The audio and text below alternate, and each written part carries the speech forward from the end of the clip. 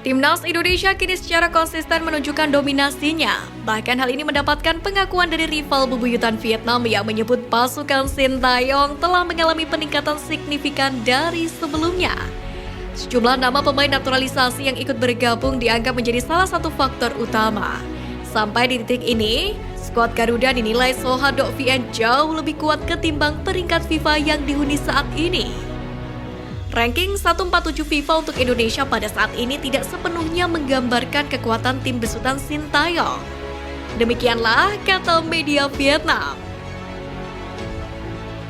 Menjadi tim tersebut dari 20 tim di putaran pertama kualifikasi Piala Dunia 2026, Garuda siap menatap ujian sesungguhnya di grup F yang mana sudah dinanti oleh Irak, Filipina, dan Vietnam.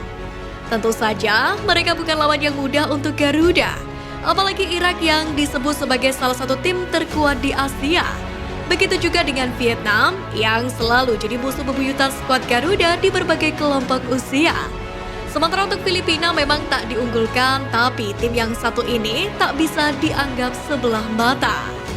Meski demikian, Sintayong pun tetap optimis timnas Indonesia bakal lolos dari grup F ini. Menurutnya, semua anggota tim pelatih percaya diri bahwa skuad Garuda memiliki peluang besar untuk lolos dari babak tersebut. Keyakinan pun juga coba dikobarkan oleh Ketum PSSI Erick Thohir.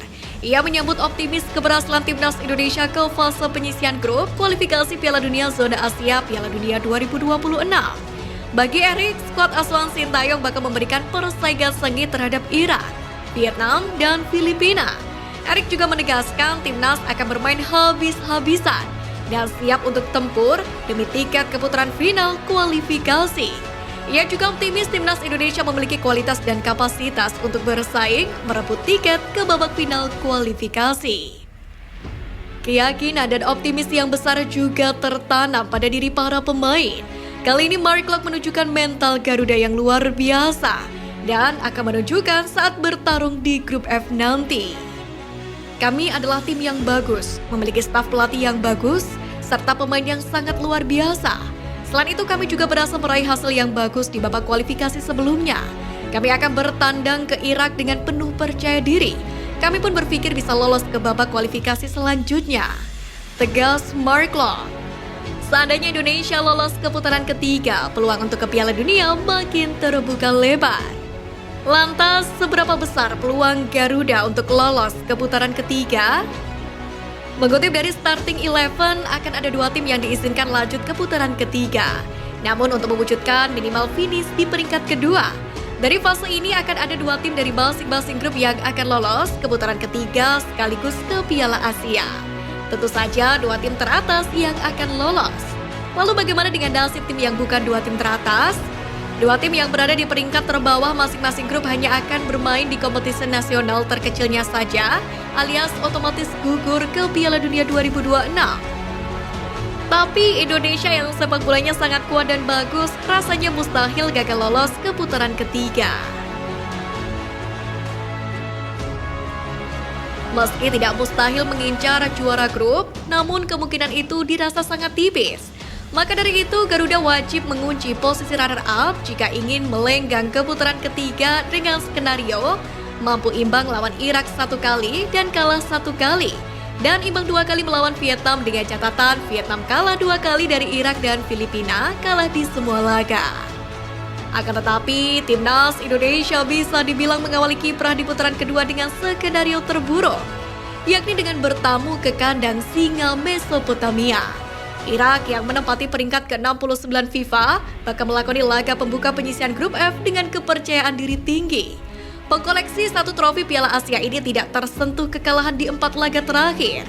Meski demikian, dengan semangat para pendukung timnas Indonesia dan keyakinan Ketum PSSI, skuad Garuda diyakini mampu minimal menahan imbang Irak. Apalagi tim pelatih skuad Garuda telah menunjukkan keseriusannya, yakni dengan mengirim mata-mata guna mengetahui kekuatan pasukan Jesus Casas, yakni saat menjalani laga persahabatan melawan Yordania. Karena jika setidaknya Garuda mampu merengkuh 1 poin atau bahkan 3 poin dari lawatan ke markas Irak, maka timnas Indonesia bisa lebih percaya diri untuk menatap sisa laga di putaran kedua kualifikasi Piala Dunia 2023. Masih mengutip dari Starting 11, menahan imbang Irak bukanlah kemustahilan. Sebab walaupun kalah 5 kali melawan singa Mesopotamia, tapi Indonesia pernah menahan imbang mereka sekali. Tepatnya saat keduanya bertemu di ajang yang sama tahun 1973. Apalagi timnas Indonesia yang sekarang bukanlah yang dulu. Garuda kini menjelma menjadi kekuatan baru. Untuk itu Erick Thohir pun menegaskan Garuda siap tempur. Jika menahan seri Irak itu akan menjadi modal yang sangat baik untuk melakoni laga berikutnya. Namun jangan sampai lengah karena Jesus Casas selaku pelatih kepala sudah mengibarkan bendera perang, yakni dengan mengatakan akan menyiapkan taktik jitu untuk memanaskan persaingan grup F. Namun timnas Indonesia sepertinya mendapatkan motivasi ganda.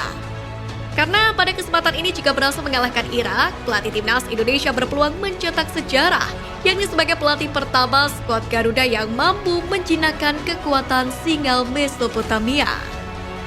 Sementara itu setelah dari Irak, Indonesia akan bertemu Filipina. Tanpa bermaksud meremehkan, Filipina sejauh ini tidak termasuk dalam daftar lawan yang sulit buat Indonesia. Jadi kemenangan adalah harga yang tidak bisa ditawar. Sejarah mencatat timnas Indonesia sudah bertemu dengan Filipina dalam 25 pertandingan di berbagai ajang. Dan hasilnya, skuad Garuda meraih 20 kemenangan. Namun lagi-lagi Garuda dilarang terlena, sebab The Ascals diam-diam melakukan persiapan yang tidak terduga, yakni dengan hasil mengalahkan Kirgistan dan kalah tipis atas Bahrain. Maka baru-baru ini Filipina sudah berani memandang sebelah mata timnas Indonesia. Maka dari itu, dua laga pembuka yang akan berlangsung pada November ini akan menjadi kunci. Apabila berhasil menahan imbang Irak dan menang atas Filipina, maka timnas Indonesia sudah mengantongi 4 poin. Torehan ini pun juga akan membuat Indonesia bisa lebih percaya diri dalam menatap laga selanjutnya. Terlebih, timnas Indonesia akan menghadapi salah satu rival di Asia Tenggara, Vietnam. Duel antara Indonesia dan Vietnam ini pun akan digelar secara beruntun pada 21 Maret dan 26 Maret 2024 mendatang. Sebenarnya keduanya punya rekor seimbang, di mana Vietnam pernah mengalahkan Indonesia 8 kali, begitu juga sebaliknya. Indonesia dan Vietnam sebetulnya lebih sering bermain seri. Tercatat ada 11 laga yang berakhir tanpa kemenangan. Berkaca dari situ, 2 kali menahan imbang Vietnam di putaran kedua menjadi realistis. Menahan imbang 2 kali Vietnam pun sudah cukup membuat Indonesia lolos ke putaran ketiga. Asalkan tidak menelan 2 kali kekalahan atas Irak. Jadi, optimiskah timnas Indonesia bisa melaju jauh?